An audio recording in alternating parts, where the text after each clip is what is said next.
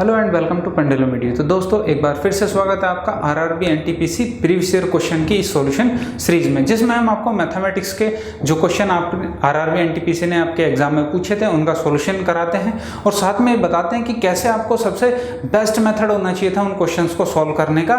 और वही चीज़ आपको समझनी है कि क्वेश्चन को जैसे ही आप पढ़ते हैं आपको तुरंत पता चल जाना चाहिए कि मुझे यहाँ पे इस टाइप से इस क्वेश्चन को सॉल्व करना है, जिससे मेरा सबसे कम टाइम उस क्वेश्चन को सॉल्व करने में लगे। तो इस तरीके से जो है आप अपने टाइम को मैनेज कर सकते हैं, ज़्यादा से ज़्यादा क्वेश्चन को अटेम्प्ट कर सकते हैं। कोई ज़्यादा कठिन नहीं है सारे के सारे क्वेश्चन को अटेम्प्ट करना, और सारे के सारे क्वेश्चन को अटेम्प्ट तो करना ही है, साथ में उन सारे क्वेश्चंस को बिल्कुल सही भी करना है। तो चलिए दोस्तों, आज हम आपके लिए लेकर आए हैं 6 अप्रैल 2016 की शिफ्ट 2 के क्वेश्चन की। उसमें मैथमेटिक्स से क्या क्या क्वेश्चन आपसे पूछे गए थे एनटीपीसी के द्वारा। तो चलिए दोस्तों स्टार्ट करते हैं और देखते हैं सबसे बेस्ट मेथड या सबसे बेस्ट वे क्या होना चाहिए था उन क्वेश्चन को सॉल्व करने का, जिससे आप कुछ ही सेकंड्स में उन क्वेश्चन को सॉल्व कर लेते हैं। चलिए दोस्तों स्टार्ट करते हैं अपने पहले क्वेश्चन के साथ। और ये रहा आपका पहला क्वेश्चन आपकी स्क्रीन पे। आपसे कह रहा है one side of a rectangle is 12 metre and its diagonal is 13 metre, find its area. यानी कि एक आपको दिया हुआ है आयत, और आयत के बारे में क्या क्या जानकारी दी हुई है।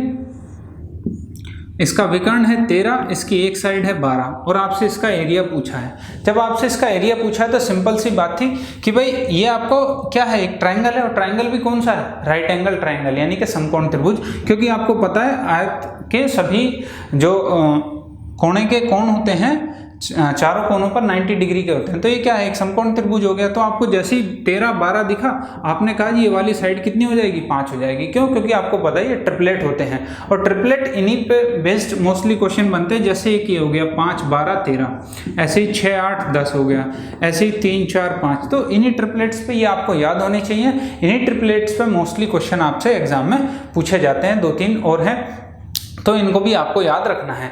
तो ट्रिपलेट जैसे ही पता चला, आपको साइड पता चल गई कि एक 12 है, एक 5 है। आपसे पूछा क्या, फाइंड इट्स एरिया। एरिया पता है, लेंथ इनटू ब्रेड्थ, तो 12 पंजे 60 हो गया, सीधा सीधा आंसर। ऐसे क्वेश्चंस को तो आपको पेन पेपर की भी जरूरत नहीं है, सीधा सीधा जहाँ पे 12, 13 दिख रहा था तुरंत कहते कि भाई जो दूसरी साइड होगी उसकी वो कितनी हो जाएगी, 5 हो जाएगी, और एक 12 है, 12 पंजे 60, सीधा सीधा क्वेश्चन करके आप अपने नेक्स्ट क्वेश्चन पे बढ़ जाते हैं। तो इसी के साथ हम भी अपने नेक्स्ट क्वेश्चन पे चलते हैं और देखते हैं अपने नेक्स्ट क्वेश्चन को। तो देखिए दोस्तों, ये रहा आपका नेक्स्ट क्वेश्चन आपकी स्क्रीन पे। आपसे कह रहा in a map drawn to a scale of 1 centimetre is equal to 18.5 kilometre. यानी कि 1 सेंटीमीटर की अगर डिस्टेंस है तो वो कितने के बराबर है, 18.5 किलोमीटर के बराबर है। The distance between places A and B is equal to 22.25 centimetre, यानी कि 22.25 सेंटीमीटर है। तो आपसे पूछा गया find the actual distance in kilometre, यानी कि किलोमीटर में क्या होगी दूरी। अब देखिए 1 किलोमीटर की तो आपको पता है 18.5 है, और आपसे पूछ रहा है कि 22.25 की कितनी होगी। तो सिंपल सी इसकी क्या करनी है, 18.5 से गुणा करनी है। सिंपल सी बात है, यही आपसे क्वेश्चन में पूछा गया। अब आप अगर वैसे मल्टीप्लाई करने लगेंगे तो काफ़ी टाइम लग जाएगा। तो ऐसे में क्या करना है आपको पता है 22.25 और 18.5 की मल्टीप्लाई करनी थी। तो आपको दिख रहा है कि लास्ट में 5 है यहाँ पे। तो आप क्या कर सकते हैं, ये पॉइंट हटा के नीचे उससे 0 लगा लीजिए। तो आप क्या करेंगे, उसे 5 से काट के भी इसको इजीली सॉल्व कर सकते हैं या अपने टाइम को सेव कर सकते हैं। तो अगर मैं इसे हटाऊँ तो नीचे 100 और इसे हटाता हूँ तो आ जाएगा 10। 25 से काट लीजिए आप, 25 चौक 100, 25 अठे 200, 22, 25 नंबर 225। अब इसे काट लेते हैं 5 से, 5 दूनी 10, 5 थी 15, 3 और 35, 5 सते 35। तो ऊपर आ गया 89 इंटू 37। इन दो की आप इजीली मल्टीप्लाई कर सकते हो। इन दो की भी देखो और इजी कैसे कर सकते हो आप, इस 89 को क्या लिख सकते हैं हम, 100 माइनस 11 और इंटू 37। अब 37 तो सीधा सीधा 37 हो गया। अब 11 की इसमें करते हैं तो 11 3 33, 330 और 11 सते 77, 330 और 77 हो जाता है 407।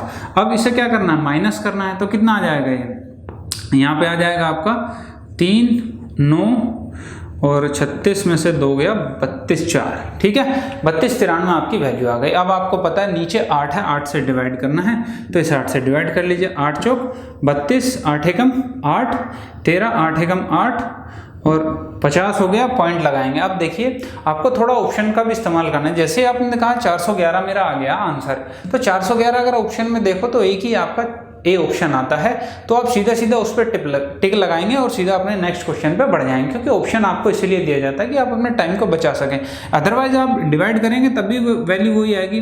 8 छंग 48, 2 बचेगा 20, 8 दूनी 16, बच गया 4 40, 8 पंजे 40, 411.625 आपका आंसर होगा इस क्वेश्चन का। तो इस तरीके से आपको सोचना है कि आप कैलकुलेशन को इजी कैसे कर सकते हैं अपनी कैलकुलेशन को, क्योंकि यहाँ पे अगर मल्टीप्लाई करने लगेंगे तो काफ़ी लेंथी हो जाएगा आपका। चलिए दोस्तों, इसी के साथ बढ़ते हैं अपने नेक्स्ट क्वेश्चन पे, देखते हैं अगले सवाल को। तो देखिए दोस्तों, ये रहा आपका नेक्स्ट क्वेश्चन आपकी स्क्रीन पे। आपसे कह रहा है train running at 60 kilometre crosses a pole in 30 second, यानी कि एक खंबे को 30 सेकंड में पार कर जाती है। What is the length of the train? तो आपसे ट्रेन की लंबाई पूछी गई क्या है। जब भी खंबे को या व्यक्ति को ट्रेन पार करती है तो वो कितनी दूरी चलती है, जितनी की ट्रेन की लंबाई होती है। तो आपको पता है दूरी बराबर क्या हो जाएगा, distance equal to speed into time. Speed क्या है 60, टाइम क्या है 30 सेकंड। अभी आपके किलोमीटर पर आवर में या सेकंड में, तो आपको यूनिट चेंज करनी पड़ेगी। इसे किससे मल्टीप्लाई कर दूं, 5/18 से। तो 6 3 18 कैंसिल हो गया, 5 और ये 2 0 चिपका दीजिए, कितना आ गया 500 मीटर। तो ये क्या आ गया आपका ट्रेन की लंबाई आ गई 500 मीटर। तो इस तरीके से इजी क्वेश्चन पूछा था आपके इस एग्जाम की शिफ्ट में। चलिए आगे देखते हैं अपने नेक्स्ट क्वेश्चन को। तो देखिए दोस्तों, ये रहा आपका नेक्स्ट क्वेश्चन आपकी स्क्रीन पे। ये सिंप्लीफिकेशन है। क्या कह रहा है, 9876 plus 34.567 minus question mark equal to 9908.221। ये क्वेश्चन आपसे पूछा गया कि भाई इस क्वेश्चन मार्क की वैल्यू आप बताइए क्या होगा। तो देखिए, अगर ऐसा सिंपल सा क्वेश्चन आता है या इस टाइप से क्वेश्चन आ रहा है तो आपको पता है इसमें एडिशन और सिर्फ सब्ट्रैक्शन है। तो देखिए, आप क्या सोचें कि अगर ऐड करते हैं चीज़ों को तो आपको जो है पॉइंट वाली चीज को माइनस करना ही करना है। तो देखिए, अगर पॉइंट कहते हैं तो 3 पॉइंट के बाद 3 वैल्यू इधर है, पॉइंट के बाद 3 वैल्यू उधर है। तो आपको पता है कि 3 वैल्यू तो आएंगी ही आएंगी सब्ट्रैक्ट या ऐड करने के बाद भी, चाहे कुछ भी हो। अब ऑप्शन देखिए, आपके 2 ही ऑप्शन ऐसे हैं सी और डी, जिसमें 3 आपके पॉइंट के बाद वैल्यू दी गई है, यानी कि ए और बी तो आपका ऑप्शन वैसे ही एलिमिनेट हो गया। अब ऐड करते हैं सीधा सीधा। आपको पहले पता है 9876 में क्या करना था 34.56, तो इसमें जैसे 34 ऐड करते हैं तो 480 और ये हो जाएगा सीधा 99.10.567। अब आपको 0.221 माइनस करना है 9908। वैसे तो ये क्वेश्चन आपका देखते ही सॉल्व हो जाना चाहिए था कि भाई मुझे पता है कि ऐड होने के बाद वैल्यू ज़्यादा आएगी। क्यों? क्योंकि सब्ट्रैक्ट की जाएगी वो माइनस में आंसर नहीं दिया गया है। तो आप सीधा सीधा 0.3 जो है आपके वो सब्ट्रैक्ट करके देख लेते माइनस करके, और आपका सीधा सीधा आंसर यहाँ पे आ जाता। तो 5 6 7 में से अगर 221 माइनस करता हूँ तो 6 4 और ये 3 4 6 आएगा, और ये आपको सिर्फ ऑप्शन डी में दिया हुआ है आपको।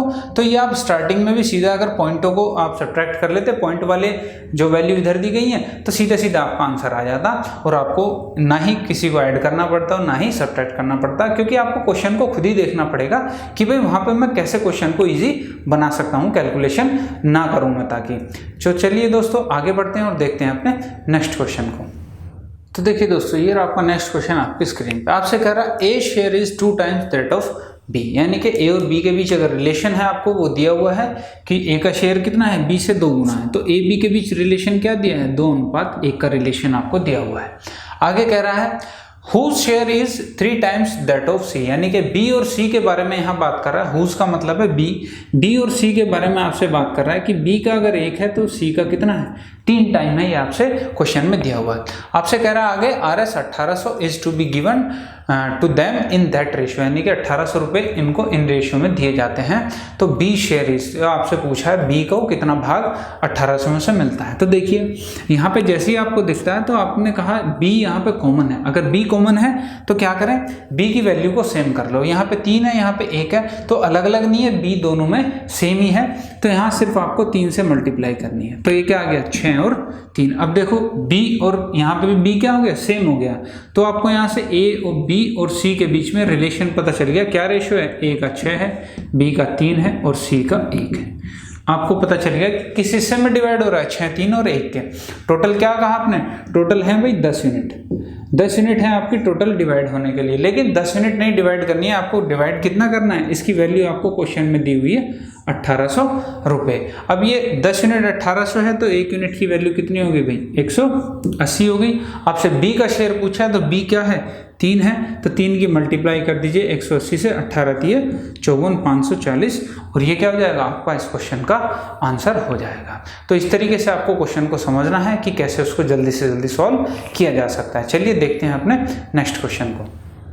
तो देखिए दोस्तों ये है आपका नेक्स्ट क्वेश्चन आपकी स्क्रीन पे। आपसे कह रहा है if a plus B plus C equal to 6 and a square plus B square plus C square equal to 14 then A B plus B C plus C A की value आपको ज्ञात करनी है क्या होगी। तो देखिए सिंपल सा फॉर्मूला बेस्ड क्वेश्चन आपसे पूछा हुआ था। a प्लस बी प्लस सी बराबर 6 दिया है, तो आपको पता है अगर मैं इसका स्क्वायर करता हूँ तो ये क्या हो जाएगा a square plus B square plus C square plus 2ab plus 2bc plus 2ca और ये इधर कितना आ जाएगा 6 का 36 हो जाएगा।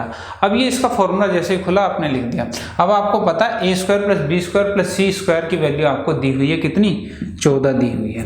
ठीक है, यहाँ से अगर मैं 2 कॉमन ले लूँ तो क्या आ जाएगा 2ab plus bc plus ca। ये आपका यहाँ से 2 जैसे कॉमन दिया आपने, ये वैल्यू आ गई आपकी। अब ये वैल्यू किसके बराबर है 36 के, 14 इधर जाएगा तो क्या आ जाएगा 22। 36 में से 14 जाएगा क्या बचेगा 22। a plus B plus C into में 2 है तो 2 इसके डिवाइड में आ जाएगा, क्या आ गया 11 आ गया। यानी कि A B plus B C plus C A की वैल्यू कितनी आ गई 11 आपकी आ जाएगी। तो ऐसे फॉर्मूले बेस्ड क्वेश्चन आपके एग्जाम में काफ़ी पूछे जाते हैं अलजेब्रा से। तो आपको सारे फॉर्मूले याद होने चाहिए कि आप किसी भी फॉर्मूले का गलत यूज़ करके अपने क्वेश्चन को गलत ना करके आ जाएं एग्जाम में। तो इसलिए सारे फॉर्मूले जो हैं आपके बिल्कुल टिप पे होने चाहिए। जैसे आपसे क्वेश्चन आता है तो तुरंत आप उसे सॉल्व कर लेंगे। चलिए आगे बढ़ते हैं, देखते हैं अपने नेक्स्ट क्वेश्चन को। तो देखिए दोस्तों ये रहा आपका नेक्स्ट क्वेश्चन आपकी स्क्रीन पे। आपसे कह रहा है find the least number required to be added to 3105 so that it is exactly divisible by 3, 4, 5 and 6। तो एलसीएम एचसीएफ से ये क्वेश्चन है आपका, एलसीएम और एचसीएफ चैप्टर से। तो देखिए इसमें क्या कह रहा है कि 3, 4, 5 और 6 से वो संख्या बतानी है आपको कि 3105 में क्या ऐड करूं कि वो 3, 4, 5 और 6 तीन चारों से एग्जैक्टली डिविजिबल हो जाए। तो देखिए ये क्या करना पड़ेगा आपको 3, 4, 5 और 6 का क्या लेना पड़ेगा एलसीएम लेना पड़ेगा, क्योंकि जो संख्या इनके एलसीएम से डिवाइड हो जाएगी वो क्या हो जाएगी वो इनसे भी डिवाइड हो जाएगी। तो इसलिए इनका एलसीएम लेते हैं। एलसीएम कितना आ जाएगा, एलसीएम वो होता है कि जो संख्याओं से पूरी तरह से कट सकता है, वह छोटी से छोटी संख्या जो दी गई संख्याओं से पूर्णतः विभक्त हो जाए। तो यहाँ पे 3 भी चाहिएगा मुझे क्योंकि ये एलसीएम काटेंगे, यहाँ पे मुझे 4 भी चाहिएगा, यहाँ पे मुझे 5 भी चाहिएगा काटने के लिए 6। आपको पता है 3 यहाँ पे आ चुका और 2 यहाँ पे आ चुका, तो मुझे यहाँ 6 लिखने की ज़रूरत नहीं है। तो ये क्या हो गया इनका एलसीएम होगा, एलसीएम आ गया भाई आपका 60। यानी कि अगर 3105 60 से पूरा कट जाएगा तो वही संख्या क्या हो जाएगी हम उसमें ऐड कर देंगे जो 3105 के आसपास आएगी 60 से डिवाइड करने के। तो अब आप 3105 को क्या कीजिए 60 से डिवाइड कर लीजिए। तो जैसे ही 60 से डिवाइड करते हैं तो 5 310 5। अब आपको पता है 60 एकम 60 क्या बच गया 45। आपको पता है 45 बच गया। आपको ये भी क्या है ये भी एग्जैक्टली डिविजिबल होना चाहिए। कब, जब इस 45 में मैं कितना जोड़ दूंगा, मैं अगर इस 45 में 15 जोड़ दूं तो ये क्या हो जाएगा 60 हो जाएगा और ये फिर से क्या हो जाएगा एग्जैक्टली डिविजिबल हो जाएगा। तो आप कहेंगे कि भाई इसमें कम से कम जो है 15 तो आपको ऐड करना ही पड़ेगा, तभी ये है 60 से पूरी तरीके से विभाजित हो जाएगी।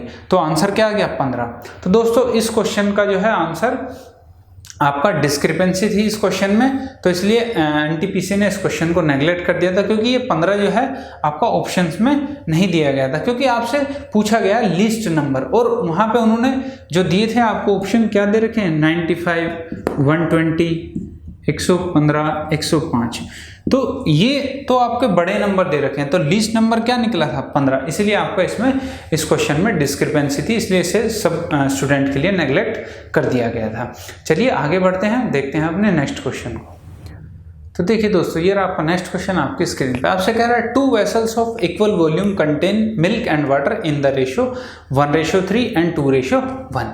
यानी कि आपके पास 2 वेसल हैं, एक ए मान लीजिए एक बी मान लीजिए, इसमें मिल्क और वाटर है, इसमें भी क्या है मिल्क और वाटर। इनका रेशियो दिया है आपको 1:3 और इसमें दिया है 2:1। ये आपको दिया हुआ। आपसे कह रहा है कि if they are mix together what is the new ratio. अगर मैं इन दोनों को मिला दूं, इन दोनों को मिलाने के बाद यहाँ पे मुझे क्या रेशो मिलेगा वो आपको बताना है। तो देखिए जब आप मिलाने की बात करते हैं तो यहाँ से भी क्या है, सेम क्वांटिटी है। आपको दिया हुआ है कि इक्वल वॉल्यूम, तो इक्वल वॉल्यूम यहाँ है, इक्वल वॉल्यूम यहाँ है, तो मैं इनकी वॉल्यूम इक्वल कर लेता हूँ। तो वॉल्यूम इक्वल कैसे करेंगे, आपको पता है अगर 3 और 1 क्या होंगे 4। आप यहाँ देखो तो वॉल्यूम कितना है इनका, टोटल 4 वॉल्यूम है। और यहाँ पे आप देखो तो कितना है, 2 और 1 3। यहाँ पे वॉल्यूम कितना आ रहा है, 3 आ रहा है। तो मैं क्या करता हूँ, इनकी वॉल्यूम को सेम कर लेता हूँ। तो ये क्या हो जाएगा, यहाँ 3 से मल्टीप्लाई और यहाँ 4 से मल्टीप्लाई। तो नया रेशो क्या आ जाएगा, जैसे 3 से करोगे तो 3 और यहाँ पे 9, यहाँ पे 4 से करोगे तो यहाँ 8 और 4। ये आपका नया रेशो आ गया मिल्क एंड वाटर का। अब आपको कुछ नहीं करना है, जो मिल्क है वो मिल्क के साथ ऐड कर दीजिए क्योंकि वॉल्यूम सेम हो गई है, और जो वाटर है वो वाटर के साथ ऐड कर दीजिए। तो 8 और 3 क्या हो जाएगा, 11 और 9 और 4 13। ये मिल्क और ये आपका वाटर। तो इस तरीके से आप इस क्वेश्चन को सॉल्व करेंगे। जैसे ही आप एग्जाम में इस टाइप के क्वेश्चन को अगर किसी भी एग्जाम में आपको मिलता है तो सीधा सीधा क्या कीजिए, वॉल्यूम को सेम कर लीजिए। तो यही तरीका था इसका सबसे इजी और सबसे फास्ट सॉल्व करने के लिए। चलिए आगे बढ़ते हैं, देखते हैं अपने नेक्स्ट क्वेश्चन को। तो देखिए दोस्तों, ये आपका नेक्स्ट क्वेश्चन आपकी स्क्रीन पे। आपसे कह रहा है the efficiency of work of P and Q are in the ratio 5:7। यानी कि एफिशिएंसी जो है आपको वो दी हुई है, क्या है, पी और क्यू की, किसमें, 5:7 में है आपकी इनकी इफिशिएंसी। इफिशिएंसी क्या होती है आपको पता है, प्रतिदिन किया जाने वाला कार्य क्या कहलाता है, उनकी इफिशिएंसी कहलाता है। आपसे कह रहा है what will be the ratio of number of days taken by them to finish the work. यानी कि आपसे पूछ रहा है कि वो उनके दिनों का अनुपात क्या होगा कि वो जब किसी काम को समाप्त करेंगे। तो वैसे तो डायरेक्ट सीधा सीधा होता है कि आपकी जो इफिशिएंसी होती है वो दिनों की संख्या के उल्टी होती है। यानी कि जो इनका रेशो होगा वो क्या हो जाएगा, उल्टा हो जाएगा। अगर हम दिन की बात करते हैं कि इनके द्वारा दिनों में कितने दिनों में खत्म किया जाएगा, तो ये क्या हो जाएगा, 1/5 हो जाएगा, 1/7 हो जाएगा। तो यहाँ से आ जाएगा 7:5। ऐसा क्यों होता है, इसको इस तरीके से समझिए कि इफिशिएंसी है मतलब एक दिन का काम है उनका, कि भाई ये एक दिन में 5 काम करेगा, ये एक दिन में 7 काम करेगा। आप कोई भी ऐसा काम मान लीजिए जो इन दोनों से कट जाए, क्योंकि हम ऐसा लेंगे ताकि इजीली आपको समझ में आ जाए। तो 5 और 7 है, तो मैं कहता हूँ, मैं मान लेता हूँ कि भाई 35 काम करना है इन्हें।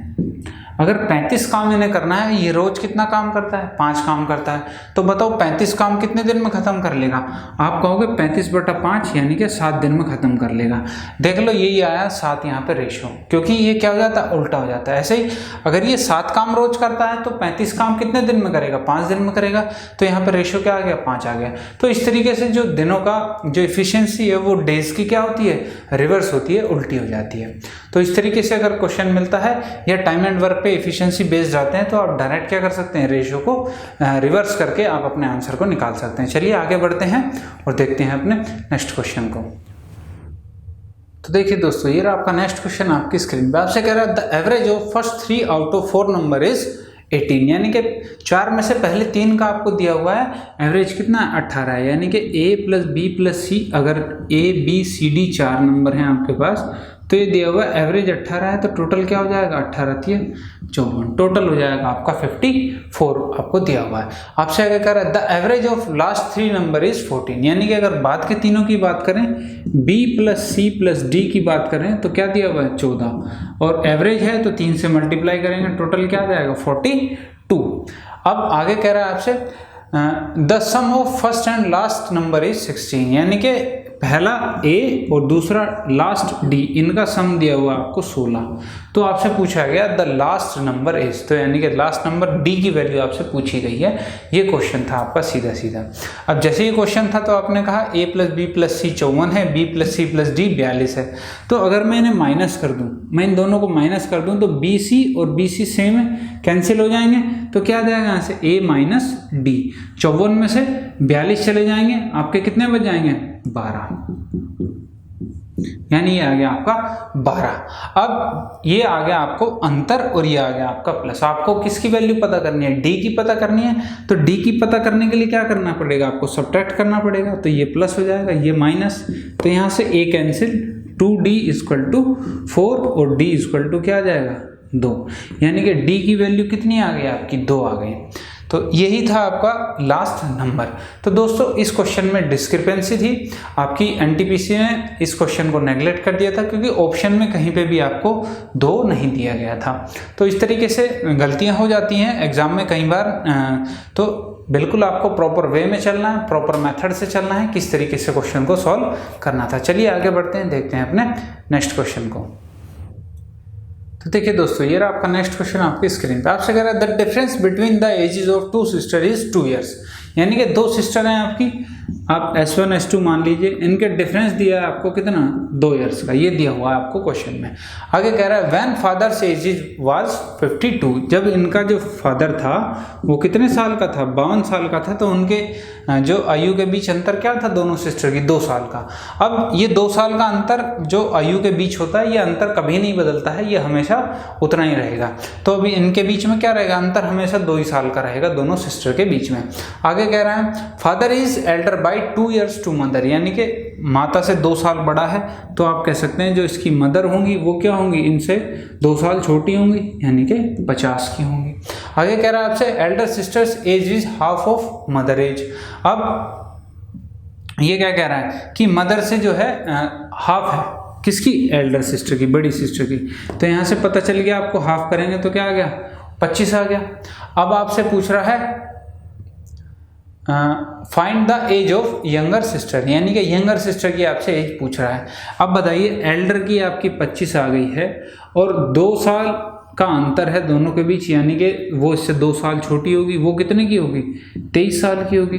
और ये क्या हो जाएगा आपका इस क्वेश्चन का आंसर की छोटी वाली क्या है, 23 साल की। तो देखिए क्वेश्चन की सिर्फ लैंग्वेज दी थी, आपको लैंग्वेज को ही पढ़ना था और पढ़ते पढ़ते क्वेश्चन अपने आप सोल्व हो जाता, चाहे आप इस पर कॉपी पेन का भी इस्तेमाल ना करते।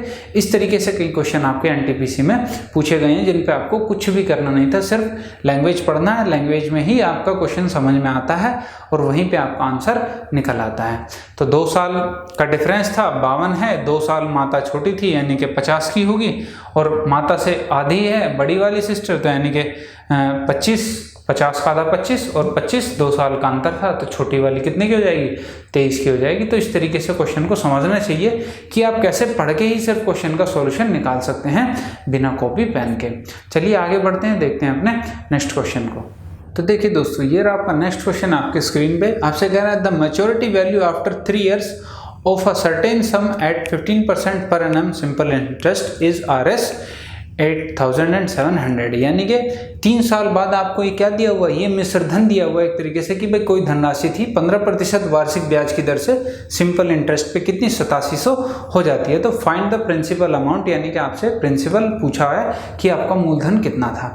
तो सिंपल सी बात है, 15% दिया है आपको, तो 15% दिया है आपको, दर अगर दी होती है तो आपको सब चीज़ पता चल जाती है कि हमारा क्या क्वेश्चन में हमें दिया हुआ है। तो 15% का क्या मतलब होता है, 3/20, क्योंकि परसेंट हटाएंगे नीचे 100 लिखेंगे तो 5 × 15 और 20 पंजे 100। तो यानी कि ये वैल्यू आ गई आपके पास। ये नीचे वैल्यू क्या होती है आपकी, नीचे वाली वैल्यू होती है प्रिंसिपल यानी कि मूलधन, और ये जो ऊपर वाली वैल्यू होती है इसे कहते हैं आप ब्याज या इंटरेस्ट। ठीक है, अब आपको पता है कि ये जो ब्याज दिया था आपने, ये 3 साल में दिया है, यानी कि इसका मतलब क्या है, 20 रुपए पर 3 रुपए ब्याज मिलता है 1 साल में। परसेंटेज क्या है, ये आपको दर दी है, ये प्रति वर्ष है, यानी कि 1 साल की बात करें तो 20 पे 3 ब्याज मिलता है। तो 3 साल में कितना ब्याज मिलेगा, हर साल 3 मिलेगा, तो आप कहेंगे 3 × 9 यूनिट आपको ब्याज मिलेगी 3 साल के अंदर। अब देखिए आपको पता है मिश्रधन क्या होगा, मूलधन प्लस ब्याज, यानी कि 20 मूलधन और 9 आपका ब्याज, यानी कि टोटल क्या हो गया, 29 यूनिट आपकी हो गई। अब 29 यूनिट की वैल्यू आपको क्वेश्चन में दी हुई है कितनी, 8700 रुपये। अब यहाँ से सीधा सीधा 1 यूनिट की वैल्यू निकालेंगे तो 29 से सीधा सीधा 3 बार कट जाएगा, यानी कि 300। अब आपको पता है 1 यूनिट की वैल्यू 300, मूलधन आपका 20 यूनिट थी तो आप डायरेक्ट लिख देते मल्टीप्लाई करके, कितनी, 300 × 20 6000 रुपये। ये आपका सीधा सीधा आंसर हो जाता है इस क्वेश्चन का। तो सिंपल सा, अगर दर पता है तो आपको सभी चीज़ वहाँ से वैल्यू पता चल जाती हैं, तो वहाँ से आप इजीली निकाल सकते हैं बिना अपना फॉर्मूला यूज़ करे हुए। तो चलिए दोस्तों आगे बढ़ते हैं, देखते हैं अपने नेक्स्ट क्वेश्चन को। तो देखिए दोस्तों, ये रहा आपका नेक्स्ट क्वेश्चन आपकी स्क्रीन पे। आपसे कह रहा है the mark price of big and small notebook are RS10 and RS15 respectively, यानी कि बड़ी और छोटी किताब का आपको वैल्यू दी हुई है। ये आपकी बिग हो गई और ये हो गई आपकी स्मॉल। कितना दिया हुआ है? इसकी 10 और इसकी 15। ये RS है आपका। आगे आपसे क्वेश्चन में कह रहा है a student bought 5 dozen small and 10 dozen big notebook, यानी कि डजन की बात कर रहा है। एक दर्जन में आपको पता है 12 होती हैं, तो यानी कि बड़ी वाली तो 10 दर्जन यानी कि 120, यानी कि ये 120 बुक खरीदी उसने। और आपसे कह रहा है छोटी वाली 5 डजन यानी कि 60 ये खरीदी है आपकी। ठीक है, तो आपसे कह रहा है कि notebook at a total discount of 5%, यानी कि 5% के डिस्काउंट पे खरीदता है। तो find the total discount amount, यानी कि कितना डिस्काउंट मिला पैसों में, वो आपसे पूछा है क्वेश्चन में। तो यहाँ से सिंपल सा आप मल्टीप्लाई भी कर सकते थे इसका। तो यानी कि 1200 में खरीदी होंगी और ये 15 का 90 900, यानी कि अगर टोटल आप देखें तो कितना 2100 रुपये में पड़ती उसे, लेकिन 5% डिस्काउंट पे खरीदा है, यानी कि इस 5% का मतलब है 5/100, यानी कि 100 रुपये पर 5 रुपये डिस्काउंट लेता है। तो भाई सिंपल सी बात बताइए, अगर 100 पे 5 ले रहा है तो 2100 पे कितना लेगा? कितना टाइम है? 21 गुना है, तो यहाँ पे भी 21 से गुना कर लीजिए। 21 पंजे 105, यानी कि 105 रुपये है उसे जो डिस्काउंट मिला होगा जब उसने इतनी सारी बुकें खरीदी होंगी। दोस्तों इस क्वेश्चन में क्या था? इस क्वेश्चन में भी डिस्क्रिपेंसी थी। आपके आंसर में कहीं पे भी ऑप्शन नहीं था आपका 105 रुपये, ऑप्शन थे आपके 110, 100, 120 और 130। तो इसलिए इस क्वेश्चन को भी क्या था, RRB ने नेग्लेक्ट कर दिया था, क्योंकि इसका आंसर जो है आपका ऑप्शंस में नहीं था। तो चलिए दोस्तों आगे बढ़ते हैं, देखते हैं अपने नेक्स्ट क्वेश्चन को। तो देखिए दोस्तों, ये रहा आपका नेक्स्ट क्वेश्चन आपकी स्क्रीन पे। आपसे कह रहा है find the value of 525 plus 252 का होल स्क्वायर माइनस 525 माइनस 252 का whole square divide by 525 into 252। तो सिंपल सा क्वेश्चन आपका सिंप्लीफिकेशन से सीधा फॉर्मूला बेस्ड आपसे क्वेश्चन पूछा गया है। कुछ नहीं करना था, आपको पता है कि यहाँ पे सिर्फ आपको दिख क्या रहा है, 525 और 252 के अलावा आपको कुछ नहीं दिख रहा है। तो आप क्या कीजिए, 525 को मान लीजिए a, तो आपने कहा a प्लस बी का होल स्क्वायर बनेगा ये, और माइनस a माइनस बी का होल स्क्वायर बनेगा, और divide by a into B बनेगा। वैसे तो देखिए, आपको देखते ही जैसे क्वेश्चन आपने देखा था, इसका आंसर तुरंत, अगर आपने फॉर्मूले याद किए हुए तो तुरंत आप इसका आंसर ऑप्शन नंबर बी 4 लगाते और सीधा अपना आंसर पे अगले वाले क्वेश्चन पे बढ़ जाते। क्यों? क्योंकि सीधा फॉर्मूला बेस्ड क्वेश्चन था, आपको कुछ नहीं करना था। इसकी वैल्यू हमेशा क्या रहेगी, अगर इस टाइप का क्वेश्चन आपका आता है तो उसकी वैल्यू हमेशा 4 रहेगी, चाहे वो कुछ भी वैल्यूज दे दे यहाँ पे a और b की। तो इस तरीके से आपको फॉर्मूले याद होने चाहिए। तो आप क्या करेंगे, यहाँ से अगर इसका स्क्वायर खोलेंगे तो आएगा a square plus B square plus 2ab। ऐसे ही ये करेंगे, माइनस है तो a स्क्वायर और प्लस बी स्क्वायर होता है तो ये माइनस बी स्क्वायर, और माइनस होता है तो ये क्या हो जाएगा, बाहर माइनस की वजह से प्लस 2ab, और डिवाइड बाई क्या है आपका ab है। अब देखिए ये दोनों चीज कैंसिल हो जाएंगे, 2 और 2 4ab अपॉन ab से ab कैंसिल, क्या आ जाएगा 4। तो यहाँ पे वैल्यू तो मैटर कर ही नहीं रही है कि 525 है, 252 है, या 2000 है, या 10,000 है। तो ये फॉर्मूला बेस्ड क्वेश्चन है, सीधा आप आंसर लगा सकते हैं। तो चलिए दोस्तों नेक्स्ट क्वेश्चन देखते हैं। तो देखिए दोस्तों, ये रहा आपका नेक्स्ट क्वेश्चन आपकी स्क्रीन पे। आपसे कह रहा है if 2 cos theta equal to √3, तो cos theta into tan theta की वैल्यू आपसे पूछिए क्या होगी। तो सिंपल सा क्वेश्चन आपका ट्रिग्नोमेट्री से पूछ लिया गया, 2 cos थीटा इक्वल टू √3। तो आपसे कहा है किस चीज़ की, cos theta into tan theta की वैल्यू बतानी है। तो आपको पता है यहाँ पे tan थीटा क्या होता है, tan थीटा की वैल्यू होती है sin theta upon cos theta. तो cos थीटा से तो cos थीटा कैंसिल हो जाएगा, तो बेसिकली आपको क्या करना है, sin थीटा की वैल्यू निकालनी थी, क्या होगी।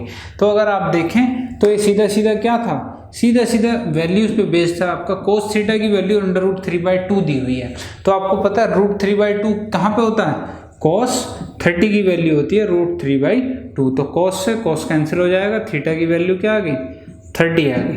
तो अब जब ये थीटा की वैल्यू 30 आ गई है तो आपको पता है कि सिर्फ साइन थीटा की वैल्यू निकालनी है, और साइन 30 क्या होता है आपको भी पता है। ये वैल्यूज याद होनी चाहिए आपको अच्छे से, किस एंगल की क्या होती है, 1/2। तो इसका ऑप्शन क्या हो जाता, ऑप्शन नंबर डी क्या है, करेक्ट हो जाता। तो आपको ये सारी वैल्यूज याद होनी चाहिए कि 30, 45, 60 क्या क्या किस साइन में, कॉस में, टेन में, कॉट में किसकी वैल्यू कितनी होती है। तो इन पे बेस्ड क्वेश्चन आपके एग्जाम में बहुत पूछे जाते हैं। चलिए आगे बढ़ते हैं, देखते हैं अपने नेक्स्ट क्वेश्चन को। तो देखिए दोस्तों, ये रहा आपका नेक्स्ट क्वेश्चन आपकी स्क्रीन पे। आपसे कह रहा है a man has equal number of 5, 10 and 20 rupees notes amounting to Rs 385, यानी कि उसके पास 5, 10 और 20 रुपए के नोट हैं जिनकी टोटल वैल्यू जो है अमाउंट दिया गया वो है 385। Find the total number of notes, यानी कि आपको बताना है कि उसके पास कितने नोट हैं। तो देखिए ऐसे क्वेश्चंस में आपको पता है कि सबसे पहले हम वैल्यू लिख लेते हैं कि एक नोट की वैल्यू आपको दी क्या गई है। तो आपको पता है एक 5 का नोट है, एक 10 का है और एक 20 का। ये तो इनकी वैल्यू हो गई नोट की। अब यहाँ पे आपको इनकी क्वांटिटी के बारे में दिया गया है। तो क्वांटिटी के बारे में क्या दिया गया आपको कि ये सभी इक्वल अमाउंट में है, यानी कि इनके बीच रेशो क्या है क्वांटिटी का, 1:1:1 है, इक्वल क्वांटिटी में है। तो अब आपको पता है कि वैल्यू को अगर क्वांटिटी से मल्टीप्लाई करते हो तो टोटल क्या आ जाता है आपका, अमाउंट आ जाता है। जैसे 5 रुपए के 10 नोट है तो मैं मल्टीप्लाई करूंगा 10 से, तो उसमें मुझे टोटल अमाउंट मिल जाएगा। तो यहाँ पे मैं वही करता हूँ। तो क्या किया मैंने, 5 को मल्टीप्लाई किया 5, यहाँ 10 और यहाँ 20। ये क्या आ गया, ये आपका अमाउंट का रेशो आ गया। क्या आ गया, अमाउंट का रेशो आ गया। क्या होना चाहिए, अब यहाँ से आपने देखा टोटल क्या आया, 20, 10, 30 और 5, 35 यूनिट है आपके पास अमाउंट की। आप इन्हें डिवाइड भी कर सकते हैं 1, 2 और 4 रेशो में भी कर सकते हैं आप, चाहे उससे भी कर सकते हैं। टोटल मेरे पास 35 यूनिट है, लेकिन अमाउंट मेरे पास 35 यूनिट ना होके क्वेश्चन में मुझे कितना दिया है, 385 दिया है। अगर मैं 1 यूनिट की बात करूँ कितना आ जाएगा, 35 से कम 35 और 3 35 से कम 35, यानी कि 1 यूनिट की वैल्यू आ गई मेरे पास 11 रुपीज़। तो आप यहाँ से बता सकते हैं 5 रुपये का जो नोट है उसका टोटल अमाउंट कितना होगा, 11 से मल्टीप्लाई करेंगे तो 55, 10 का कितना हो जाएगा, 11 से मल्टीप्लाई करेंगे तो 110 और 20 का 11 से मल्टीप्लाई करेंगे तो 220। ये आपके पास टोटल अमाउंट मिल गया आपको कि 5, 10 और 20 रुपये के नोट का टोटल अमाउंट इतना है। अब आपसे पूछा टोटल नंबर ऑफ नोट्स कितने हैं आपके। तो अब ये बताओ, अगर 55 रुपये हैं आपके पास 5 रुपये के नोट के, तो कितने नोट हो जाएंगे, आप 5 से इसे डिवाइड कर दीजिए 11, इसे 10 से डिवाइड कर दीजिए क्योंकि 110 रुपये हैं आपके पास। अगर 10 रुपये के नोट हैं वो, तो कितने नोट होंगे, 10 से उसे डिवाइड करेंगे तो आपको यहाँ से भी 11 नोट मिलेंगे, और यहाँ से भी अगर डिवाइड करेंगे तो कितना मिलेंगे, 11 नोट। तो 11, 11 और 11 टोटल कितने हो गए आपके पास, 33 नोट।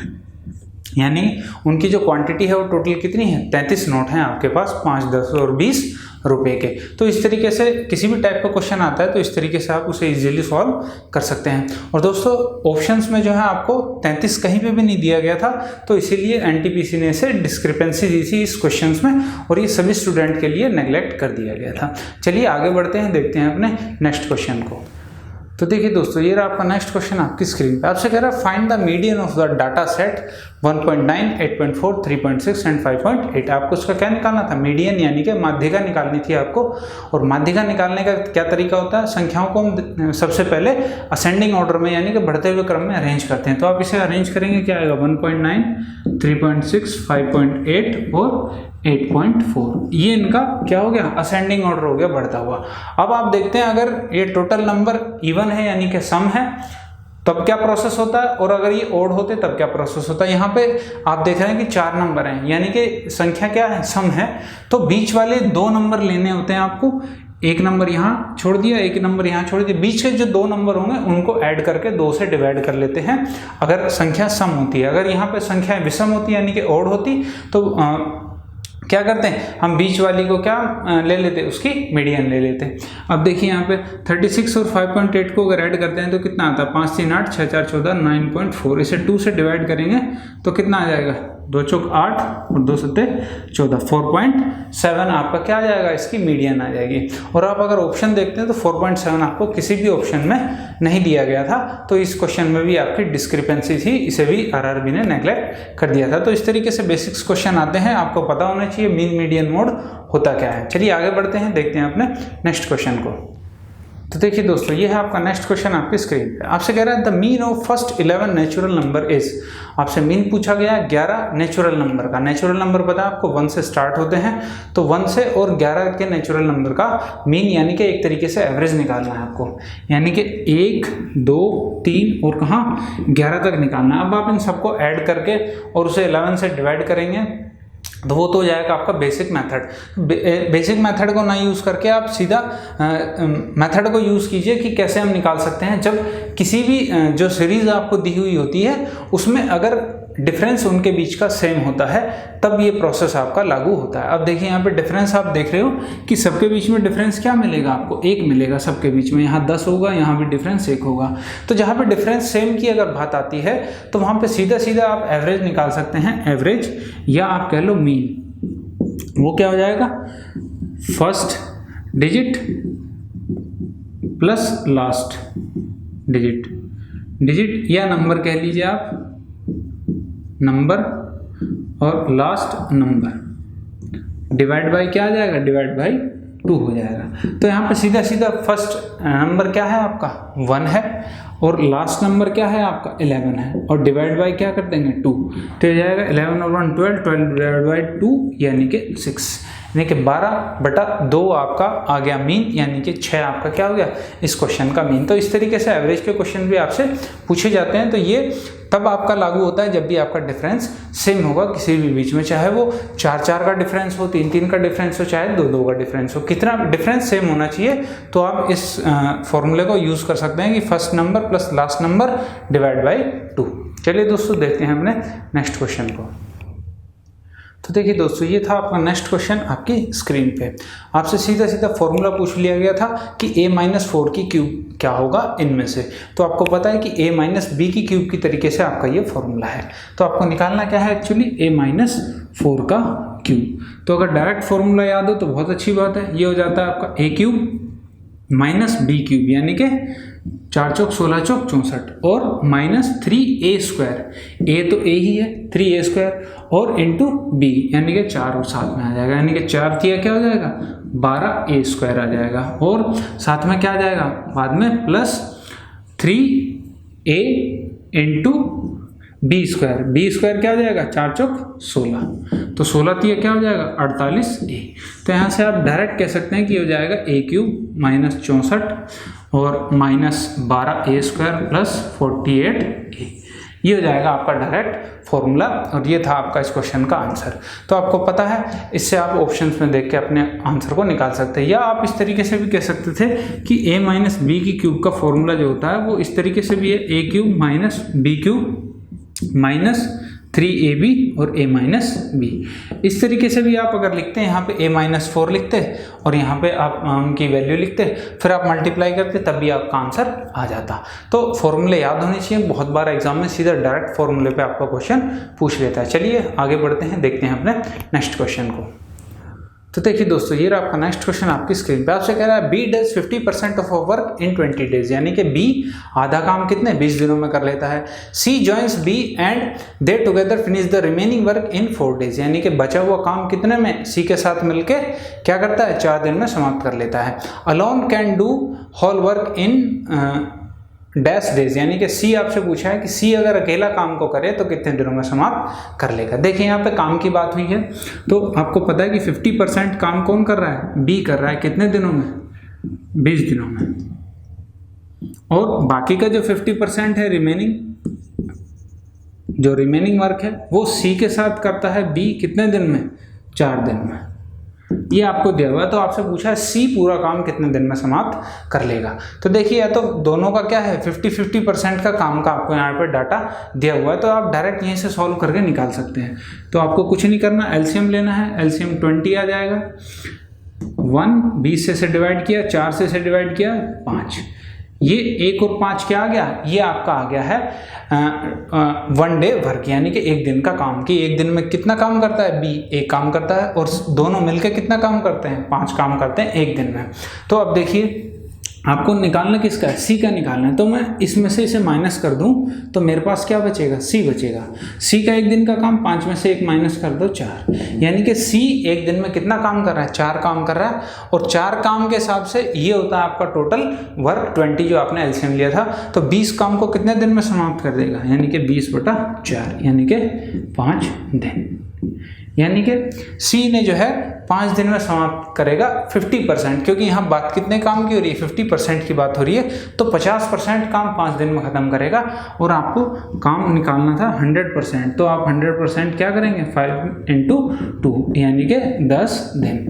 10 दिन में क्या करेगा, वो उस काम को पूरा समाप्त कर लेगा। तो इस तरीके से क्वेश्चन को सॉल्व कर सकते हैं। अगर 100% से सॉल्व करना चाहते थे तो आप इसे 100% से भी सॉल्व कर सकते हैं।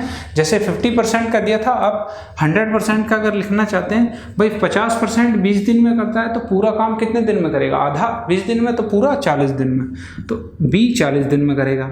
और 100% की अगर बात करें बचे हुए काम की, 50% 4 दिन में कर रहे थे तो 100% 8 दिन में करेंगे। तो यहाँ से एलसीएम भी 40, 1 8 पंजे 40। सेम वही प्रोसेस हो गया, इसमें से आप इसे माइनस करेंगे तो यहाँ क्या आ जाएगा, आपका सी आ जाएगा, और इसमें से इसे माइनस करेंगे तो 4 आ जाएगा, और 4 से आप इस 40 को डिवाइड करते हैं तो क्या आएगा, 10 दिन। और ये 10 दिन क्या है आपके 100% वर्क के हैं ये 10 दिन। तो इस तरीके से आप 100% से भी निकाल सकते हैं, या दोनों का वर्क जो है आपके पास सेम होना चाहिए। ऐसा नहीं होना चाहिए कि यहाँ 50 है और यहाँ 30 हो, या यहाँ 60 हो, यहाँ 40 हो, तब ये आप इस्तेमाल नहीं कर सकते। आपको दोनों का जो है वर्क जो है सेम करना होगा, तभी आप ऐसे क्वेश्चंस को सॉल्व कर सकते हैं। या फिर आप 100% से सॉल्व करके चलेंगे तो आपका आंसर बिल्कुल सही आएगा। तो चलिए बढ़ते हैं आगे, देखते हैं अपने नेक्स्ट क्वेश्चन को। तो देखिए दोस्तों, ये आपका नेक्स्ट क्वेश्चन आपके स्क्रीन पे। The loss in selling an article of RS 1235 was 5%, यानी कि 1235 में अगर बेचता है वस्तु को तो क्या 5% की उसे हानि होती है। At what price should it be sold to get a profit of 10%, यानी कि 10% का लाभ कमाने के लिए उसे कितने में बेचना होगा, ये आपको निकालना है। तो देखिए इस टाइप से अगर क्वेश्चन आता है, ये तो आपको सिंपल दिया गया कि 5% और 10% पे निकाला गया, तो आप डायरेक्ट निकाल सकते हैं कि भाई 5% का क्या है, लॉस है मुझे। तो 100% की चीज़ को कितने में बेच रहा है वो, 95% में। तो आप कह सकते हो कि 95% में जब उसे बेच रहा है तो उसकी वैल्यू कितनी है, 1235 रुपये। अब आपको क्या करना है, 10% का प्रॉफिट कमाना है, यानी कि 100 की वैल्यू को कितने में बेचना है, 110 में बेचना है। तो आपको 110% की वैल्यू निकालनी है। तो 1% की वैल्यू कितनी हो जाएगी, 1235 डिवाइड बाई 95, और 110% की कितनी हो जाएगी भाई, 110 से मल्टीप्लाई कर लीजिए। 5 से काट लेते हैं, 5 19 और 5 से काटते हैं, 5 दूनी 10, 5 चौक 20 और 5 सत्ते 35, 247। 19 से आप इसे काटेंगे, 19 से कम 19, 19 से 57, 13 आ गया। 13 × 110 यानी कि 13 गुना 11 करेंगे तो कितना, 143, और 1 0 लगा देंगे तो कितना आ गया, 1430 आपका आंसर आ जाएगा। कि अगर उसे 1430 रुपये में बेचा जाता तो क्या होता, उसे 10% का प्रॉफिट हो जाता। तो इस तरीके से सिंपल अगर परसेंटेज दी है तो आप इस मेथड का यूज़ कर सकते हैं। अदरवाइज आप फ्रैक्शन मेथड का यूज़ करें, रेशियो मेथड का, जिसमें हम क्या करते थे, 5% को लिख लिया हमने 1/20। तो ये क्या हो जाता है, ये उसका CP हो जाता है, क्रय मूल्य, और ये आपका प्रॉफिट या लॉस हो जाता है जो भी आपको दिया होता है। तो इस तरीके से आप निकाल सकते हैं। जैसे 16 से 2/3 वैल्यू दे दी आपको, तो उसमें फिर आप ऐड करने में थोड़ा क्या आती है, कैलकुलेशन में आपको दिक्कत हो सकती है। तो इस वजह से वहाँ पे हम फ्रैक्शन मेथड का यूज़ करते हैं। अगर सिंपल वैल्यूज़ है तो बिल्कुल सिंपल तरीके से कर लीजिए, कोई दिक्कत नहीं है। चलिए आगे बढ़ते हैं, देखते हैं अपने नेक्स्ट क्वेश्चन को। तो देखिए दोस्तों, ये है आपका नेक्स्ट क्वेश्चन आपकी स्क्रीन पे। आपसे कह रहा है, if 22x - 40 = 207 + 3x then x = what, यानी x की वैल्यू आपसे पूछी है। तो बिल्कुल सिंपल सा लीनियर इक्वेशन आपको दे दी गई है, 22x - 40 = 207 + 3x। तो 3x इधर आएगा भाई, ये हो जाएगा आपका 19x, और ये 40 इधर जाएगा तो 247। तो x बराबर क्या आ गया, 247/19। अगर आप इसे डिवाइड करते हैं तो कितना आ जाएगा, 13 आ जाएगा। 19 से कम 19 और 5 57, 19 × 57। तो इस तरीके से बिल्कुल बेसिक सा क्वेश्चन आपसे ये पूछा गया था। चलिए अगला क्वेश्चन देख लेते हैं। तो देखिए दोस्तों, ये है आपका नेक्स्ट क्वेश्चन आपकी स्क्रीन पे। आपसे कह रहा है, the ratio of 2 number is 4:3 and their HCF is 8, find their LCM। तो आपको उनका LCM बताना है, LCM क्या होगा। तो देखिए इसमें थोड़ा सा कंसेप्ट की बात समझने की है कि आपको 2 नंबर का रेशियो कितना दिया हुआ, 4:3, ठीक है। और आपसे इनका HCF दिया हुआ है, यानी कि महत्तम समापवर्तक कितना 8 दिया हुआ है।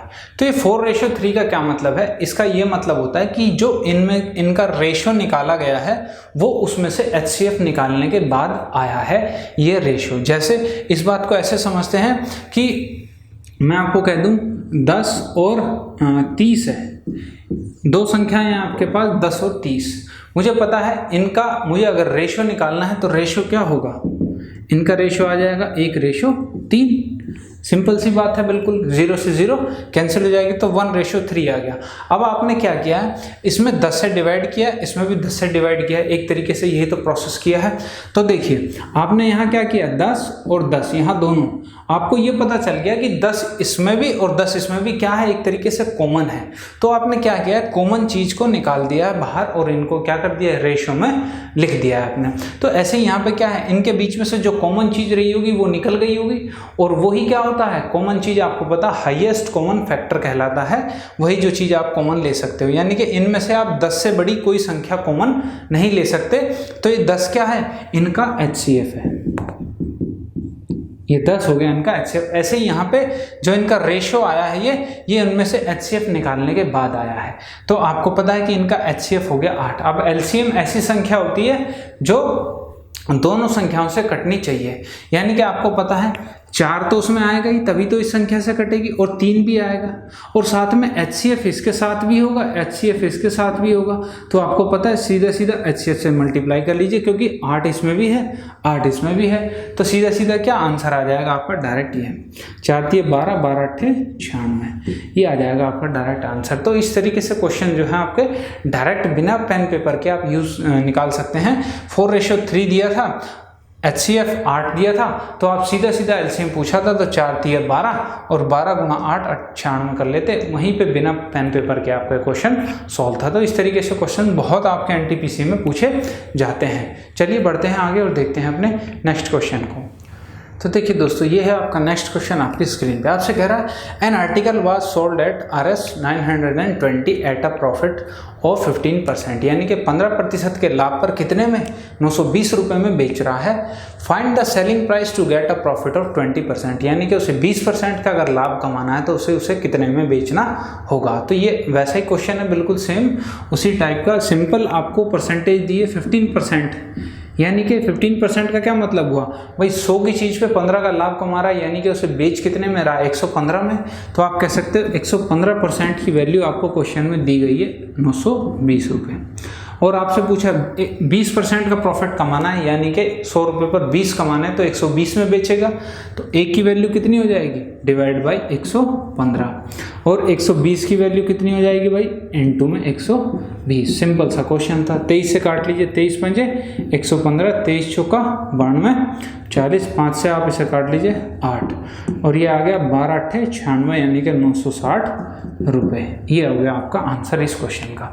तो इस तरीके से सिंपल परसेंटेज दी होती है, तो आप सिंपल तरीके से भी करेंगे तब भी आपको उतना ही टाइम लगेगा, बल्कि आप फ्रैक्शन से अगर करते हैं तो फिर आपको वैल्यूज सेम करनी पड़ेंगी। तो इस तरीके से जो बेसिक से क्वेश्चन सॉल्व हो जाता है उतना ही टाइम आपको, आप फ्रैक्शन मेथड से करते हैं तो उसमें भी उतना टाइम आपको लग जाएगा।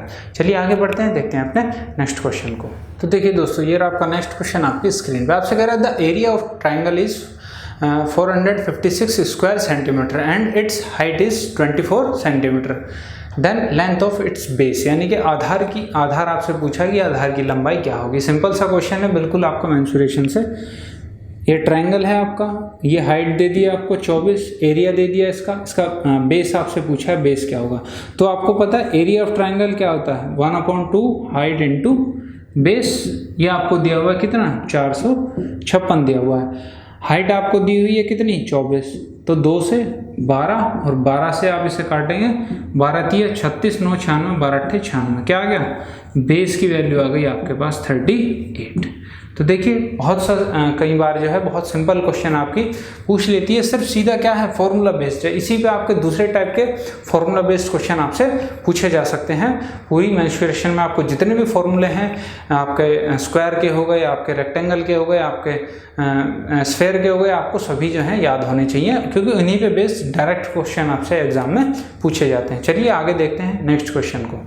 तो देखिए दोस्तों, ये रहा आपका नेक्स्ट क्वेश्चन आपकी स्क्रीन पे। आपसे पूछा what is the difference between the maturity value of two deposit of Rs 500 each invested for 2 year. यानी कि आपसे पूछा गया है कि 5,000 रुपये अगर मैं 2 साल के लिए इन्वेस्ट करता हूँ तो एक 5% सिंपल इंटरेस्ट पे और दूसरा कंपाउंड इंटरेस्ट पे है, तो आपका जो मैच्योरिटी वैल्यू है यानी कि आपकी वैल्यू में डिफरेंस पूछा गया है कि उनके मिश्र धन में क्या अंतर होगा। एक तरीके से उनका क्या है, ब्याज का अंतर पूछा गया है आपसे कि 2 साल के चक्रवृद्धि और साधारण ब्याज का अंतर क्या होगा। अगर 2 साल का आपसे पूछता है तो आप डायरेक्ट इस फॉर्मूले का इस्तेमाल करें, सबसे बेस्ट। कुछ नहीं है, आपको क्या होता है PR/100 का स्क्वायर, ये फॉर्मूला है सबसे बढ़िया 2 साल के लिए।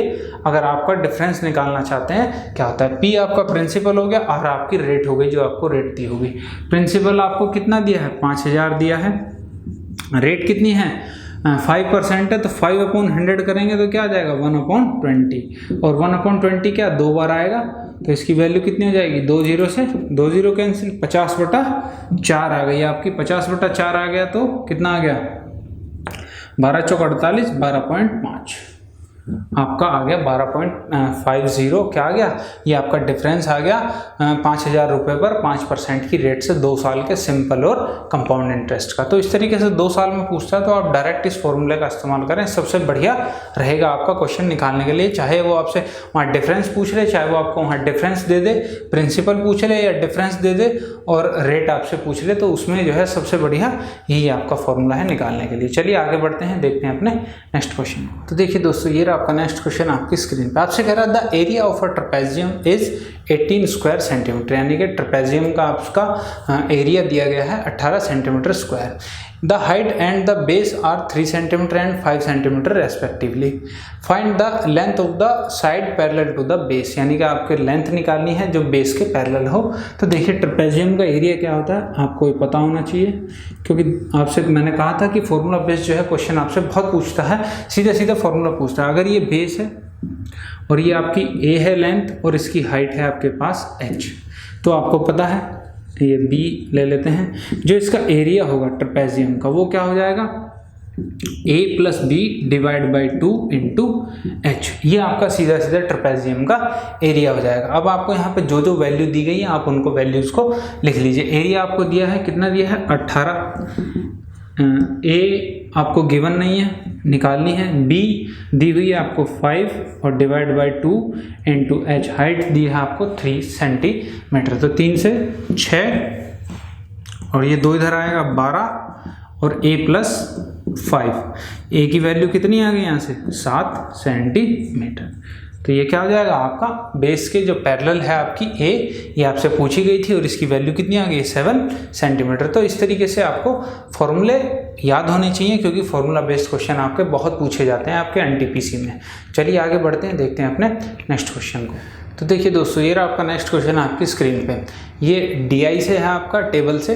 तो क्या कह रहा है, the following table represent the category wise count of books in 4 local libraries, यानी कि 4 लोकल लाइब्रेरीज में बुक के बारे में बताया गया कि कितनी उनकी काउंटिंग है आपकी। तो आपसे क्वेश्चन पे चलते हैं सीधा, इसे बाद में देखेंगे टेबल में क्या दिया है। आपसे पूछा the self help book in library GHL में सेल्फ हेल्प बुक आपको जो है is how much less than it's fictional book, यानी कि फिक्शनल बुक से कितना कम है। तो देखिए सेल्फ हेल्प की अगर बात करो तो 170 है GHL में, और अगर आप नॉन फिक्शन की बात करते हैं, नहीं फिक्शनल बुक्स है, तो आपकी जो फिक्शन बुक है वो कितनी है GHL की 610 है। तो आप अगर इसमें से माइनस करते हैं, क्योंकि डिफरेंस निकालना है आपको, तो कितना आ जाएगा 440। क्या आ जाएगा, ये आपका आंसर हो जाएगा इस क्वेश्चन का। तो सिंपल सा क्वेश्चन आपसे पूछा गया, टेबल को बाद में देखें, सबसे पहले सीधा डायरेक्ट क्वेश्चन पे चलें। इतनी जानकारी ले लें कि टेबल के बारे में दिया क्या है, टेबल किस चीज़ के बारे में आपको दी गई है, फिर सीधा क्वेश्चन और फिर सीधा टेबल से आंसर। चलिए देखते हैं DI पे नेक्स्ट क्वेश्चन आपका क्या पूछा गया था। तो देखिए दोस्तों, ये रहा आपका DI पे दूसरा क्वेश्चन। आपसे पूछ रहा है क्वेश्चन में which library has the highest total count of books, यानी कि सबसे ज़्यादा किस लाइब्रेरीज में बुक है। तो आपको ऐड करना पड़ेगा सभी लाइब्रेरीज की बुक को। चलिए ऐड कर लेते हैं। देखिए सबसे पहले हम बात करते हैं कौन सी ABL दी हुई है, तो स्टार्ट करते हैं थर्ड प्लेस से 157 कितने होगी 7 5 12 और 1 13 और नीचे 3 16। 16 तो ये हो गई, और साथ में आपको 50 और 90 ये हो गया, यानी कि 140, यानी कि कितना हो गया टोटल 1740 बुक है ABL में। अब और साथ में 50 ये भी दिया गया है, यानी कि 1790 बुक है। अब GHL की बात कर लेते हैं। 6 6 12 और 1 13, 13 और 3 16 तो है ही है इसके पास। 30 और 10 40, यानी कि 40 और 70 वो हैं आपके पास, तो कितनी हो गई 1710 बुक हो गई। अब दूसरी है आपके पास MNL, इसमें भी काउंट कर लेते हैं। देखिए 2 5 7 7 14 और 3 17 तो है ही आपके पास 1700। उसके बाद 50 और 50 100, यानी कि 1800 हो गई टोटल MNL के पास। उसके बाद आप कर लेते हैं PQL पे बात कर लेते हैं। PQL के पास कितनी है आपकी 2 और 6 8, 6 14, 14 और 1 15, 15 और 2 17, 17 तो है ही इसके पास। साथ में क्या है 75 और 10, यानी कि 85, यानी कि 1785। तो आपने देखा सबसे ज़्यादा किसके पास है MNL के पास है, कितनी 1800 बुक है इसके पास टोटल।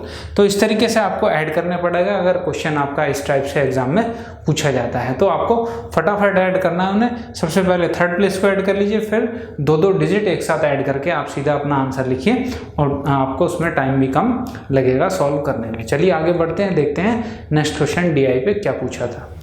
तो देखिए दोस्तों, ये रहा आपका लास्ट क्वेश्चन इस पे DI पे, जो आपसे पूछा गया है। क्या पूछ रहा है आपसे, the difference between the total number of non fiction and management book of all 4 libraries is, यानी कि चारों के चारों लाइब्रेरी में आपका नॉन फिक्शन और मैनेजमेंट की बुक का आपसे डिफरेंस पूछा है, क्या होगा। चलिए ऐसे करते हैं कि सबसे पहले डायरेक्ट डिफरेंस देखना स्टार्ट कर देते हैं। ABL के लिए देख लेते हैं। सबसे पहले क्या है, डायरेक्ट देखना है मैनेजमेंट और आपको देखना है किसका नॉन फिक्शन का। तो देखिए अगर डिफरेंस देखते हैं तो कितना सीधा सीधा 400 पता चलता है। दूसरी लाइब्रेरी में आपको देखना है तो नॉन फिक्शन 600 और मैनेजमेंट 130, यानी कि आपको पता चल गया 470। उसके बाद तीसरे में 550 और वहाँ पे आपका 100, यानी कि 450 अगली लाइब्रेरी में। फिर से कितना है 600 और 110, यानी कि 490। ये आपका टोटल हो गया 4 4 8 4 12 4 16 तो ये हो गए 70 और 50 हो गए आपके 120, और 120 और 90 हो गए 210, यानी कि 1600 में आप 210 ऐड करेंगे, कितना हो जाएगा 1810। ये क्या है आपका डिफरेंस है, और ये इस क्वेश्चन का आंसर था कि जो उनके बीच मैनेजमेंट और नॉन फिक्शन बुक्स के बीच है सारी लाइब्रेरी में क्या डिफरेंस है 1810 बुक्स का। तो इस तरीके से आपको वहीं पर डायरेक्ट सारी ऐड करने की ज़रूरत नहीं है, क्योंकि डिफरेंस निकालना है आपको। तो सबसे पहले क्या कीजिए, उनका एक एक का वहीं पर डिफरेंस लिख लीजिए और उसे जोड़ के आप डायरेक्ट वहाँ से आंसर निकाल लीजिए। चलिए आगे बढ़ते हैं, देखते हैं अपने नेक्स्ट क्वेश्चन को। तो देखिए दोस्तों, ये रहा नेक्स्ट क्वेश्चन आपकी स्क्रीन पे। आपसे कह रहा है evaluate sin theta upon cos theta into cot theta upon cosec theta की वैल्यू आपको बतानी है क्या होगी। देखिए बिल्कुल सिंपल सा क्वेश्चन आपसे पूछा गया था। ये तो sin theta upon cos theta into cot theta upon cosec theta, ये आपसे पूछा गया था। इसकी सॉल्व करके बतानी थी, तो बिना कॉपी पेन पेपर का आपका सवाल था। sin theta upon cos theta आपको पता है क्या होता है, tan थीटा होता है। tan theta into cot theta आपको पता है, अगर इन दोनों की मल्टीप्लाई होती है, दोनों एक दूसरे के अपोजिट होते हैं, तो क्या होता है इनकी वैल्यू 1 होती है। और 1 अपॉन में cosec थीटा है, तो ये ऊपर आएगा तो क्या आ जाएगा sin थीटा। तो आंसर क्या आ गया आपका sin थीटा। तो ऐसे क्वेश्चंस में जो है आपको पेन चलाने की बिल्कुल ज़रूरत नहीं है, सीधा आपको वैल्यूज़ पता होनी चाहिए क्या है कैसे निकालना है, तो डायरेक्ट आप सीधा आंसर पे टिक करेंगे और अपने नेक्स्ट क्वेश्चन पे बढ़ जाएंगे। तो चलिए देखते हैं अपने नेक्स्ट क्वेश्चन को। तो देखिए दोस्तों, ये रहा आपका नेक्स्ट क्वेश्चन आपके स्क्रीन पे। आपसे कह रहा है के worked eight 3 km/h for a certain distance with L, यानी कि के एल के साथ 3 किलोमीटर प्रति घंटे की चाल से कुछ डिस्टेंस कवर करता है fix, and thereafter at 6 km/h with M, यानी कि के अब 6 किलोमीटर प्रति घंटा की रफ्तार से एम के साथ कुछ दूरी तय करता है, और to cover a total distance of 27 kilometre, यानी कि टोटल डिस्टेंस दोनों के साथ कितनी कवर की है 27 किलोमीटर इन 7 आवर्स, 7 घंटे में उसने तय की है। Find the distance travelled with M, यानी एम के साथ चली गई दूरी आपसे पूछ रहा है कितनी होगी। तो इस तरीके से अगर क्वेश्चन आता है तो एक तरीके से आपको क्या है एवरेज स्पीड निकाल के इस क्वेश्चन को सॉल्व करना है, और इसमें हम एलिगेशन मेथड लगाते हैं, मिक्सचर एंड एलिगेशन का, तो बड़ा ही ईजी क्वेश्चन हो जाता है सॉल्व करने के लिए। तो देखिए कैसे करते हैं। आपको पता है ये k है, ये डिस्टेंस चला है, कुछ तो चला है l के साथ और कुछ चला है m के साथ। अब देखिए इसकी l के साथ स्पीड क्या है 3 किलोमीटर पर आवर और इसके साथ स्पीड कितनी है इसकी 6 किलोमीटर पर आवर। और अगर मैं इसकी एवरेज स्पीड की बात करूं तो एवरेज स्पीड क्या है, इसने 27 किलोमीटर 7 घंटे में कवर किए हैं, दोनों तरीके से, 3 किलोमीटर से भी चल के और साथ में 6 किलोमीटर से की भी चाल से चल के। तो एवरेज स्पीड क्या हो जाएगी इसकी 27/7, ये हो जाएगी इसकी average speed kilometre per hour. अब यहाँ पे आप मिक्सचर एलिगेशन लगा दीजिए, सीधा सीधा बड़े में से छोटे को फिर बड़े में से छोटे को आपको क्या सब्ट्रैक्ट करना है, घटाना है। अब देखिए यहाँ पे फ्रैक्शन में वैल्यू है 7, तो आप क्या कीजिए इस फ्रैक्शन की वैल्यू को नेगलेक्ट कर लीजिए, यानी कि 7 से मल्टीप्लाई कर लीजिए सब जगह। तो यहाँ क्या होगा 7 से 7 कैंसिल हो जाएगा और ये हो जाएगा 7 या 21 और 7 छिंग 42। अब बड़ा इजीली आप माइनस कर सकते हैं, 42 में से अगर 27 जाएंगे तो कितना बचेगा 15 और 27 में से 21 जाएंगे कितना बचेगा 6। तो ये रेशो आ गया आपके पास 3 पंजे 15 और 3 दूनी 6, यानी कि ये आ गया आपके पास रेशो 5:2। ये जो रेशो आया है बस इसी का ध्यान रखना है आपको, ये आता है आपका टाइम का रेशो, यानी कि समय का अनुपात, जो उनके द्वारा लिया गया समय है वो कैसे कैसे डिवाइड हुआ है। अब देखिए समय टोटल क्या आ गया है आपके पास 5 और 2 7 यूनिट आ गया है और एक्चुअल में कितना टाइम लगा था उसे 7 घंटे उसे लग रहे थे। तो 7 यूनिट 7 घंटों के बराबर है, तो 1 यूनिट का वैल्यू 1 घंटा, यानी कि 1 यूनिट की वैल्यू क्या आ गई 1 घंटा आ गई। तो आप कह सकते हैं कि भाई L के साथ 5 घंटे सफ़र किया है इसने और M के साथ कितने 2 घंटे इसने सफ़र किया है। और आपसे पूछा गया है कि M के साथ चली गई दूरी बतानी है। अब ये बताओ जब 2 घंटे चलेगा M के साथ और इसकी स्पीड क्या है 6 किलोमीटर पर आवर है, तो आप कह सकते हैं 2 घंटे में कितनी दूर चला जाएगा 12 किलोमीटर। और ये क्या था इस क्वेश्चन का आंसर था। या आप इसे x मान के भी कर सकते हैं कि x दूरी चलता है आपकी L के साथ, तो 27 - x चलेगा आपकी M के साथ, तो वो बेसिक मेथड हो जाएगा। बेसिक से ये आप अगर इस्तेमाल करते हैं तो ये बड़ी इजीली आप क्वेश्चन को सॉल्व कर पाएंगे। तो दोस्तों उम्मीद करता हूँ ये क्वेश्चन आपको अच्छे से समझ में आया होगा। और दोस्तों ये लास्ट क्वेश्चन था आपका 6 अप्रैल 2016 की शिफ्ट 2 का, ये आपका लास्ट क्वेश्चन आपके मैथ से आए हुए थे इस शिफ्ट में। तो दोस्तों उम्मीद करता हूँ ये वीडियो आपको पसंद आया होगा, जितने भी आपको क्वेश्चंस कराए गए हैं सब अच्छे से समझ में आए होंगे। और अगर किसी भी क्वेश्चन में आपको यहाँ पर प्रॉब्लम हो रही है समझने में, तो आप हमें कमेंट सेक्शन में जाके कमेंट कर सकते हैं। अगर दोस्तों ये वीडियो पसंद आ रहा है तो वीडियो को लाइक करें और ज़्यादा से ज़्यादा अपने दोस्तों में शेयर करें, ताकि उन्हें भी पता चल सके कि कैसे आप जो है मेथड का इस्तेमाल करेंगे। अगर इस टाइप से क्वेश्चन आता है तो उस पर क्या मेथड आपको यूज़ करना चाहिए, जिससे आप अपने टाइम को बचा सकें और ज़्यादा से ज़्यादा क्वेश्चन को अटैम्प्ट कर सकें कम से कम टाइम में। तो दोस्तों उम्मीद करता हूं कि ये सब कुछ बड़ी इजीली आप भी कर पाएंगे अगर आप थोड़ी सी प्रैक्टिस हमारे साथ करते रहेंगे। तो दोस्तों अगर आपने हमारे चैनल को अब तक सब्सक्राइब नहीं किया है तो इसे सब्सक्राइब कर लें और साथ ही बेल आइकन को दबा लें, जिससे आगे आने वाली अपडेट आपको बराबर मिलती रहे। तो दोस्तों मिलते हैं अपनी नेक्स्ट वीडियो में, देखते हैं कौन सी शिफ्ट का पेपर आपके लिए लेकर आएंगे। चलिए दोस्तों मिलते हैं अपनी अगली वीडियो में। Thank you.